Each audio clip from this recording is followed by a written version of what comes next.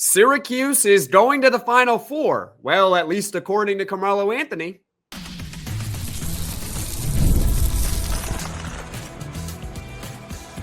You are Locked On Syracuse, your daily podcast on the Syracuse Orange. Part of the Locked On Podcast Network, your team every day. Hello, everyone, and welcome into Locked On Syracuse. I'm Jackson Holzer. Thank you for making us your first listen of every single day here on the Locked On Podcast Network. Your team every day. We're always free and available wherever you get your podcasts. And on today's show, we're joined by Neil Adler from Inside the Loud House. And guess what, ladies and gentlemen? You asked for it. You got it. Syracuse basketball season is less than a month away. And so that means on this show, we're going to talk a lot more about Syracuse basketball. We'll go over the roster, some of the strengths and the weaknesses of the team. We'll go over the expectations for Syracuse basketball. Spoiler alert, it's a make or break year for pretty much everyone involved with this program. But Neil, we got to start the podcast talking about Carmelo Anthony's bold claim.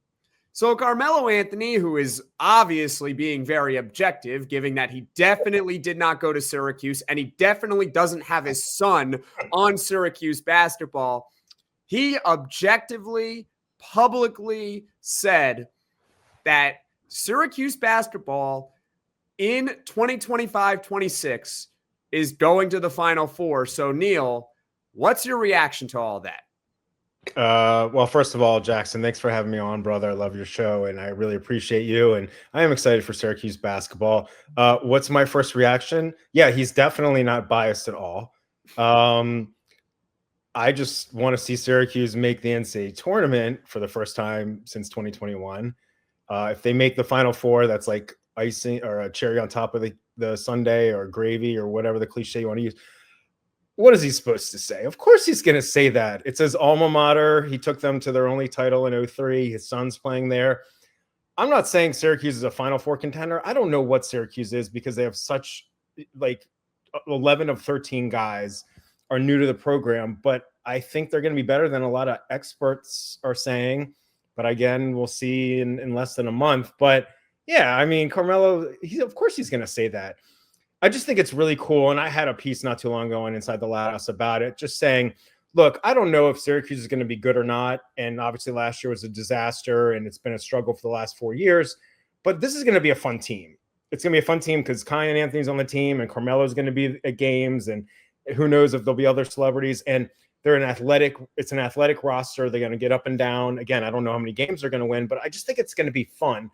And last year was such a struggle and it was so deflating and I hated it and you hated it and we all hated it, that they're going to be better than last year. I know the bar is set low, but I think it's going to be fun. And especially with the football team kind of struggling right now, I'm pumped for hoops. I don't know if Carmelo's prognostication will be true, but I do think this could be a tournament team. I'm with you on that. I mean, what else is he supposed to say? You hit the nail on the head. Are you going to lose in the first round of the NIT? I mean, is that what's he going to say? What's he supposed to say? That they're not going to make the Final Four this year? Right. On it. So, I mean, look, we're both Syracuse alums. Many of you watching and listening to this podcast are also Syracuse alums. We'd all be very happy if Syracuse basketball made the Final Four. We are rooting for that to happen. But that being said, when we really objectively go over the expectations of this team, I think it is unfair to say that this is a Final Four roster because to your point, 11 of the 13 guys on the team are brand new, completely new to the program. Yeah. So you have to develop chemistry. Right. You have to see how everyone fits together. Autry's going to have to figure out all the rotations over the course of the season. You're going to have to deal with adversity. But also to your point, this should be a much more fun team. Watchable? Is that watchable? Watchable. It is a very, very low bar right now. We'll dive more into the real expectations for Syracuse in a moment here. Right. But I think before you even talk about wins and losses, we just want this product to be watchable. Yeah. Last year, too many times there was just blowouts, blown leads. Right. quite frankly, too many players on the roster that just simply were not good enough aside from a few. You had the JJ Starling injury early in the year. You had the Donnie Freeman injury for the second half of the season. It was not a fun year. It was like the perfect storm of calamities or some. Yeah, it was. Yeah. It was not a very fun year, but this year it's brand new. Yeah. Fresh start. It seems like there's a lot more calmness in the program. Cautious optimism, calmness, not hitting. And I think part of that, and I don't want to cut, I think part of it is, I think we all kind of would agree also that if they stink this year, like there likely be a change. So it's like we all, the fan base, the coaching staff, everyone knows what the goal is and what needs to happen and what the consequences could be if it doesn't happen. So it's like there's nothing up in the air. Like last year, people were like, all right, this team is not good. Worst record in decades. Is Autry coming back? Is he not? Like, he's back. This is the team. I like the team. Let's just go play. You know? Exactly. And you have JJ Starling coming out saying, he wishes that we could all be at practice because, essentially we could see how good that they have been performing in practice, which, side note, you never truly know just from practice, from watching, because they're going up against only each other. They're not going up against other teams. You know, Clemson and Dabo Sweeney, speaking of football, was saying how great their practices are. And then all of a sudden they're out there laying eggs against Syracuse. I mean, as a New York Jets fan, and Aaron Glenn is saying what a great week of practice the New York Jets had. And then, of course, they're good this year. They go out and they lay another egg against the Dallas Cowboys. Yeah. They're not very good. Let's not. Then again, my hometown Baltimore Ravens are not super great this year either. Not to go off on a tangent. Oh, I am so sorry about your ball. I had a Baltimore Ravens friend text me on Sunday. He goes, "How do you do this every single year with this bad football team that you root for?" And I just told him, I mean, you watch NFL Red Zone and you try to look at the big picture and start looking at players in college that you think would be a good fit for your team. That's what you need to do when you're cheering for a really bad football team. Jets. Back to Syracuse basketball just for a moment here. We'll get to the real expectations after the break. But watchable. Be a fun team. Be an exciting team, especially with the youth. I want to see. I'm not expecting the world from Sadiq White and Kyan Anthony, but I do want them to be at least pretty good right off the bat. So you have that sense of future down the line. Who knows about the future? Donnie Freeman and Nate George, those guys have eligibility, but hey, if they perform at a really high level, maybe they won't use those years of eligibility. That's a good problem to have if you're Syracuse basketball. But yes, be a watchable product, be a fun team, go up and down the floor, use the athleticism. There are a lot of athletic guys on the team. Whether or not it all comes together is a different story, but there are a lot of athletic guys on the team. Overall, hopefully it is a much more fun year of Syracuse basketball than it was last year. I'm Jackson Holzer, Locked On Syracuse. That's Neil Adler from Inside the Loud House. We were just reacting to Carmelo Anthony's bold claim how Syracuse basketball will make the Final Four in 2025-26. But coming up, we'll talk about the real expectations for Syracuse basketball, what they must accomplish this season. So stick with us here on Locked On Syracuse. Mazda crafts cars for those who do more than simply move. You can make everyday drives feel like anything but, from smooth handling to intuitive controls. With all-wheel drive standard in every crossover SUV, you can drive with confidence through almost any season. Like our players, we sweat every detail because when you make every move count, impossible becomes irrelevant. Mazda, move and be moved. Most people can't name all their financial accounts or even what they're worth, whether it's 401ks, properties, or investments. And when you don't have the full picture, you can end up leaving money on the table. That's something you definitely don't want to do, right? That's why there is Monarch Money. It's an all-in-one personal finance tool that brings your entire financial life together in one clean, easy-to-use interface on your laptop or your phone. Monarch is built for people with busy lives. If you put off organizing your finances, Monarch is for you. Monarch does the heavy lifting for you. You can link all your accounts in minutes, see clear data visuals, get smart categorization of your spending, and finally feel in control of your money without ever touching a spreadsheet. Don't let financial opportunities slip through the cracks. Use code LOCKEDONCollege at monarchmoney.com in your browser for half off your first year. That's 50% off your first year at monarchmoney.com with code LOCKEDON. on College. Locked On Syracuse, I'm Jackson Holzer. That's Neil Adler from Inside the Loud House. Thank you so much for taking the time to join me here on Locked On Syracuse today. Let's go over the expectations now for Syracuse. And Neil, I'll just ask you point blank. What is your expectation for this team this season? My expectation and my hope is that Syracuse gets back to the NCAA tournament for the first time since 2021. That's it. I mean, beyond that, obviously, I want them to go on a deep run and contend for an ACC title. But the most important thing, you mentioned being watchable. I would also add in, even when they lose games, because I don't think they're going undefeated, but when they lose games against good teams, they're competitive. They don't lose to teams they shouldn't lose to. Get to the NCAA tournament, top 6 ACC, win a couple games, Sweet 16. I mean, you know, I'm just throwing pie in the sky, but yeah, like 20 plus wins in the regular season. I actually had a peek just coincidentally this morning on Inside the Loud House, which I'm sure a lot of people will tell me I'm a moron, but you know, I just projected their record. It was literally just win-loss when it wasn't like this big analysis. Yep. And I had them at 22-9 in the regular season.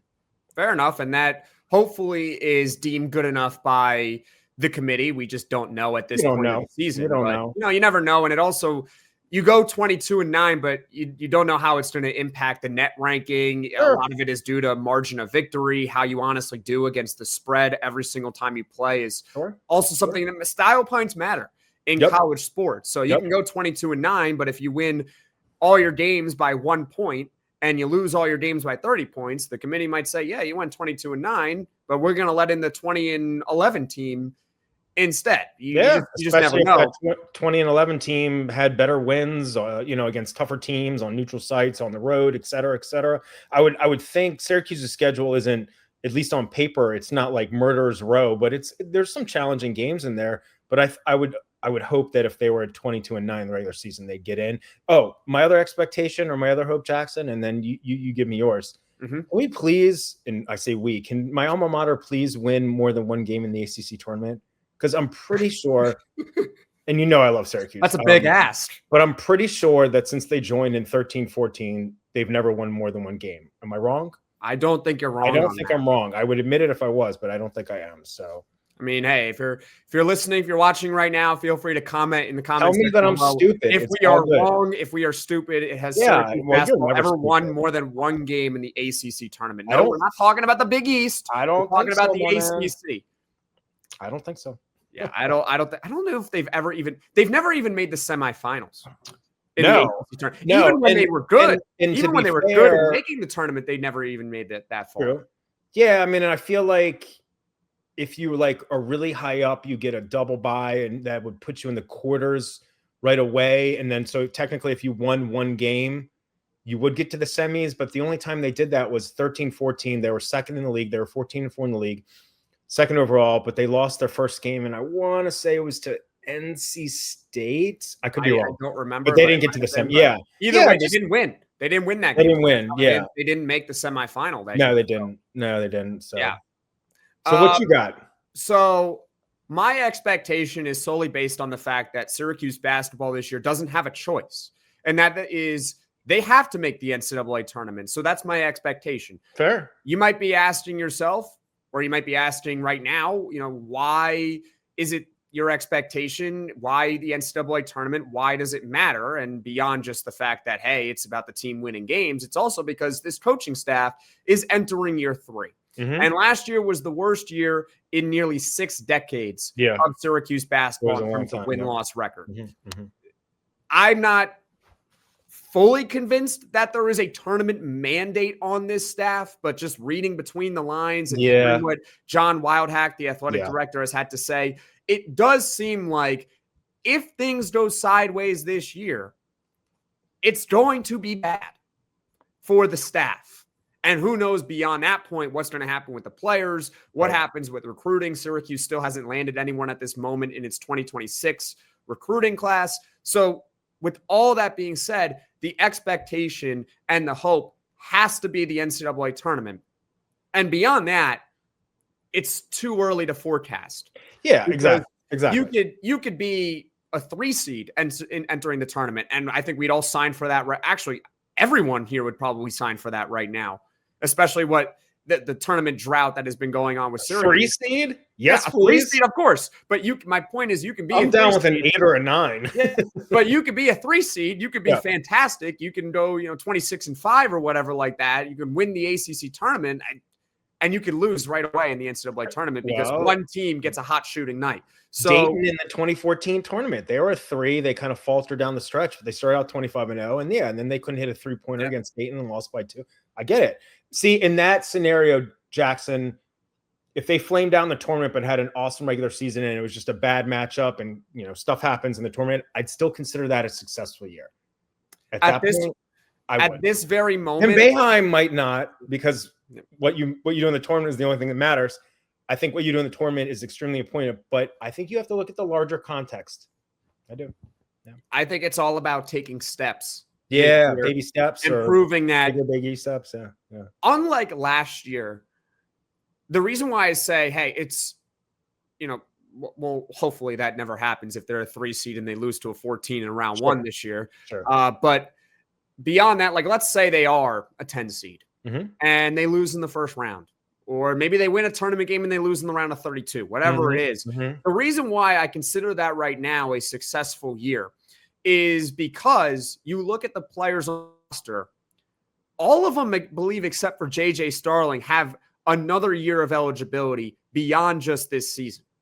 So you could theoretically, and I know we live in this day and age of the transfer portal, and players can come and go as they please, but technically you could have most, if not all, of the roster return for another year. You won't have JJ Starling in 2026-27, but hey, he commands a big NIL paycheck. I'm sure he's not going to be with the team anymore. That's money freed up to go get someone else in the offseason. And there are always going to be players available in the transfer portal. We see it every year. We see some mega stars in college basketball enter it. Whether or not they stay in it, whether or not they go into the draft is one thing. But you see big time players every year enter the portal. So I'm not necessarily worried about finding a JJ Starling replacement. They'll find a replacement for JJ Starling. It might even be internal because Kyan Anthony plays the same position. Maybe you move over Nate Kings. Nate Kings is the other one who I don't believe has eligibility beyond this. So since you brought this up, I'm like, all right, let me just make sure I don't say anything stupid, which I usually do. Nate Kings is a redshirt senior and William Kyle is a senior because he was a junior last year. But I don't know if I'd have to go back and check. I don't know if he had, for some reason, I thought maybe he had 2 years left, but I'm not sure.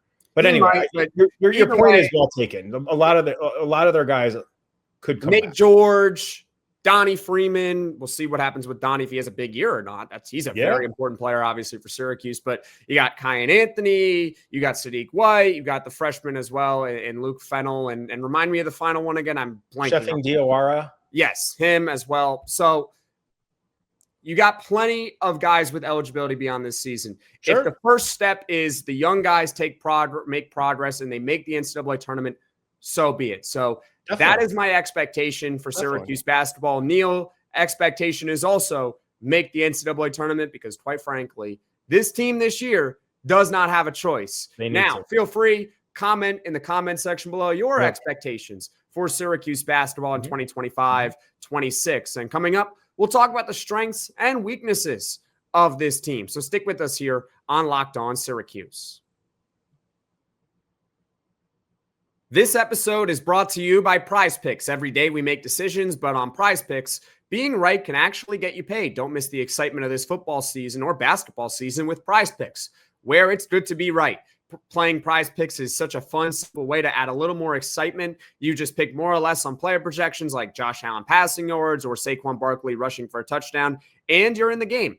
Download the PrizePicks app today and use code LOCKEDONCollege to get $50 in lineups after you play your first $5 lineup. That's code LOCKEDONCollege for $50 in lineups after you play your first $5 lineup. PrizePicks, it's good to be right. Locked On Syracuse. I'm Jackson Holzer. We are joined by Neil Adler from Inside the Loud House. Let's go over the strengths and weaknesses of this team this upcoming season. Neil, we'll start with the positive. We'll start with the strengths. I'll give you mine. I believe that this is a team that is going to score a lot this year. They're going to be one of the top offenses in the ACC. Okay. And I also think I'm going to categorize this as a strength as well, that this is a pretty athletic roster, in my opinion. So, Neil, with that being said, what are your strengths for Syracuse this year? Yeah, I mean, the first thing that jumps out for me is the athleticism of this team, and Autry's talked about it, and when they did their stuff in the portal and they got the guy from Georgia Tech, Soiree, and then they got William Kyle, people are like, oh, they don't have a true center. Well, you and I have talked about this. Houston didn't have a guy above 6'9" or 6'10" on their roster this past year, and they should have won the NCAA tournament. So I don't look at it as like they just got a lot of athletic dudes that are long, and it's not just the centers, but you got Sadiq and Tyler Betsy and Freeman. At whether it's power forward, probably power forward 4/5, maybe I don't know, more guys on the wing at small forward. I feel like that's more like Nate Kings, maybe Betsy's a 3, Aaron Womack, although I don't know how much he's going to play. But yeah, I mean, across the board, I think they're athletic. I think they have good depth. I would tend to agree with you that I think they'll be able to score a good amount. I'm just curious how they're going to score. That's a good question. Because as we've talked ad nauseum about, Syracuse was not a good 3-point shooting team last year, 32.8%. And they don't have Chris Bell or whatever, but they've got guys that look like on paper, at least they could shoot threes, like a Cayenne, a Donnie Freeman, certainly Nate Kings. He shot 44% last year on high volume at Oregon State. Starling's not a great 3-point shooter. We don't know how much, run Luke Fennell's going to get. I don't think Sadiq's a really good long-range shooter. But so I don't know how much they're going to score from the perimeter, but I feel like whether it's the mid-range or guys going to the cup, or this is a big key for Syracuse, getting steals, playing good defense, but getting steals, getting out in transition and scoring easy transition points. These guys can play above the rim. I think they'll score a lot of points that way. I agree with you that I think they could be one of the higher scoring teams in the ACC. I just don't know how the points are going to come across. I'm still not 100% sold on the defense, but I don't think it'll be as bad as last year. I think part of that is, like you've said today already a couple times, 11 of the 13 guys are new to the program. And defense, I mean, both sides of the court, but defense, it's all about kind of acting as one unit and communicating well, whether you're in man-to-man, which they'll presumably play the most, and then maybe some zone. So I don't know if defense will be a strength, but I don't think it'll be as big of a weakness as last year. But yeah, I would say scoring, I would say athleticism. I think they'll be a solid rebounding team too. I do. Yeah. I think they will. The one thing that frustrated me about the zone in the past, and they had some killer zone defenses, but even when they did have really good defenses, playing the zone lends itself to struggles rebounding, as just because you're guarding an area, not guarding a guy. So I feel like if they're predominantly playing man-to-man defense and with all this athleticism and height and length, I think they'll be a good rebounding team. Well, I was looking at last year. Syracuse was 8th in the ACC in points per game. That's not bad. And I think that they'll be higher this year because they have more talent on the roster than they did a year ago. They were 13th in the conference in 3-point shooting. So to your point, the points last year didn't really come from the 3-point line. So you might be asking, how did they score points? I'm looking right now at the stats. They were 5th in the ACC in offensive rebounds. So you generate enough shot attempts. Eventually, you're going to store some points because you're getting second, third, fourth opportunities to score on every single offensive possession. So that's how Syracuse was able to piece together a pretty decent offense last year. Right. Granted, the team wasn't very good, but they still had a pretty decent offense despite not being a very good shooting team. And to your point, I think they will be a decent rebounding team, although that's where I think they'll miss Eddie Lampkin the most, is the fact that they're not going to get the rebounding from him anymore. There is no 6'11" big guy down there to go get rebounds, but there are like 4 guys on the team that are locks to hit double digits this season in averages. You know that Nate George is going to give you 10. You know that JJ is going to give you at least 10. You know that Donnie is going to give you at least 10. And I think Nate Kings is going to give you at least 10 as well. And I'm being conservative on most of those guys because Donnie Freeman and JJ Starling could easily both combine to average at minimum 30 points a game. 100%. And then you have Nate Kings and Nate George, who will probably also give you 25 to 30 points a game as well. So with 4 players, you're looking at potentially averaging between 50 to 60 points. That's From fair. then on, you look at the rest of the team, you don't really have to get much from anyone else night in and night out to be a pretty good offense where you can average high 70s, low 80s a game this season. This is going to be a good offensive team. Yeah. That's why I'm not as worried about the shooting beyond just Nate Kings. I do think that could be a weakness. I am concerned about the defense. There are 2 concerns with it. Number one, we have not seen in the Adrian Autry era this team be a good defensive team despite all the different personnel. It has never seemed to be able to come together with Adrian Autry. They consistently over the last couple of years had a bad defense. So I can't just sit here and say, well, they'll be fine on defense because look who their coach is. Their coach is, Kelvin Sampson, right? You know that Houston's bad at defense because Kelvin Sampson's the head coach. He knows he's a master at coaching defense. That's not what Syracuse has right now in Adrian Autry. He has not proven that this season where I will blindly give him the benefit of the doubt. Number 2, I have to start looking at the personnel. There really only are 2 guys on the team that I could sit here and say, those could be plus defenders. And even I have concerns. William Kyle is a great shot blocker. But his analytics will tell you he might not be the greatest defender in the world. We'll find out who's right. I'm open to it, but I just wanted to point that out. And then the second one is Sadiq White, who was one of, if not the best defenders in the class of 2025 in high school, but he's a true freshman. How is he going to defend college players? It's a little bit different defending a 6'10" senior power forward than it is in high school. I know he's playing in top leagues and everything like that, but it's a different game. It's a different animal in college. So how good is his defense going to be right away? But because they're going to be a high scoring team, that's why it's going to be more watchable this season, Neil. Sure. It'll be fun. I agree. The defense is, I don't know if it's going to be a weakness, but I can definitely not say right now it's a strength. And yeah, you're right about Sadiq White, and we also don't know how much run he's going to get. But hopefully they can be serviceable on defense. Hopefully they're solid on the glass on both ends of the floor. And again, hopefully they cut down on their freaking turnovers, I might say. Well, Nate George is prone to some turnovers. Yeah, right? I have to live by it too. But he's like high risk, high reward. I know. But he led the ACC in assists per game last year. Yeah. Like it's. Sorry, I'm going to throw the guy under the bus here, but Jaquan Carlos last year, I mean, he's not giving you much production on offense or on defense. So whenever he did turn the ball over, it's magnified because he's not really able to make up for it in other areas.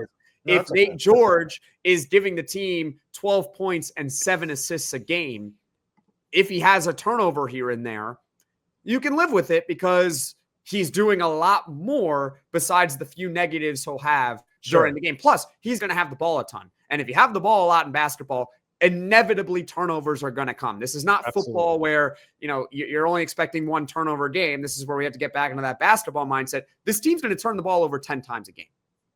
Granted, like you just write it in. It's going to be 10 times over the course of 40 minutes. And you just hope that it's no more than that. But, that's. Yeah, I mean, 10, I can live with 10 is better than, what was it last year? 12 point. Hold on, I have it right here. 12, I have to look it up. Turnover. 12.6. And part they of were it last in turnover margin, by the way. They were negative 2.7.